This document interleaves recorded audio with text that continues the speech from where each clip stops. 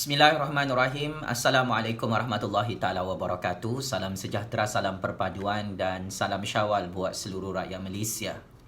Tuan-tuan dan puan-puan, ada berita tergempar berkenaan dengan politik Sabah yang semakin goyah di bawah pemerintahan Shafie Apdal dan kerajaan warisan PKR, DAP dan APCO. Sebentar tadi, dua ahli Dewan Undangan Negeri Parti APCO iaitu Parti Pertubuhan Kinabalu Progresif Bersatu telah mengisytiharkan keluar daripada Pakatan Kerajaan Warisan PKR, DAP dan APCO, dan antara ahli-ahli DUN tersebut ialah Limus Juri YB DUN Kuala Penyu dan juga James Ratib YB DUN Sugut di Sabah yang mengisytiharkan mereka adalah wakil rakyat bebas mesra Kerajaan Perikatan Nasional di Putrajaya. Maka nampaknya ini adalah episod kedua permulaan percaturan politik di Sabah yang akan terus memastikan Shafie Apdal dan kerajaan beliau digulingkan dan tumbang di Sabah.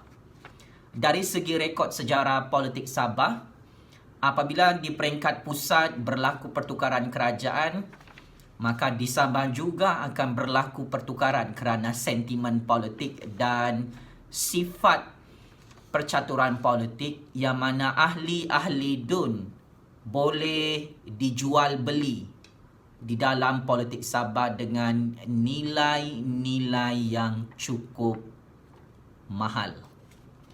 Maka saya ingin ingatkan kepada Shafie Apdal dan pemimpin-pemimpin warisan.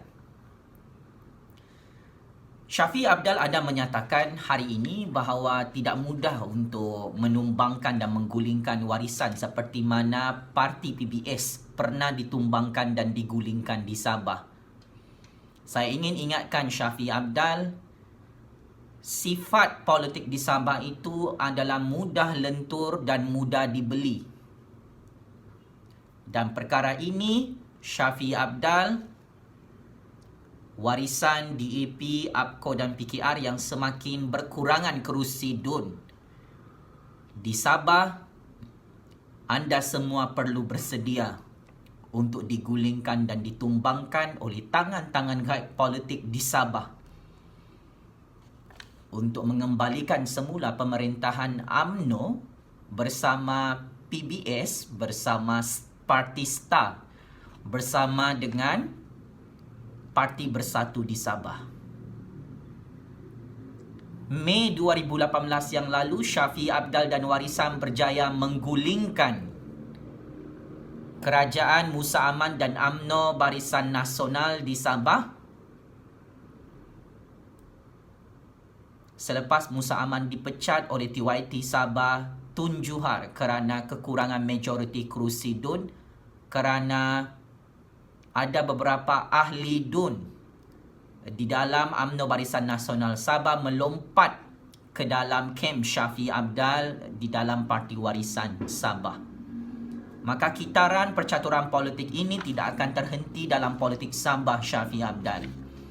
Anda pernah melakukan taktik menggulingkan Parti UMNO BN Sabah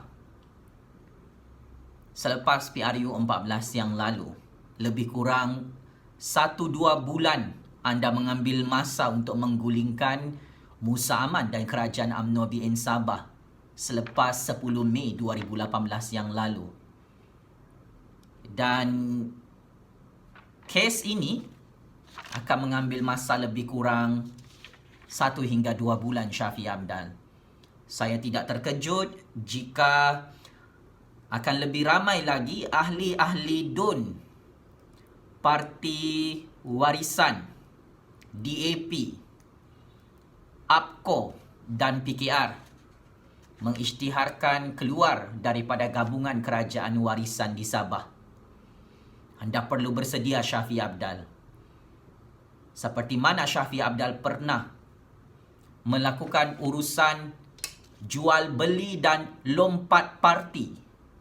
Perkara ini akan dilakukan model yang sama oleh parti lawan anda di Sabah. Maka sebagai kesimpulan, dua Dun Abco yang mengisytiharkan keluar daripada gabungan kerajaan warisan Sabah di Kota Kinabalu, Sabah,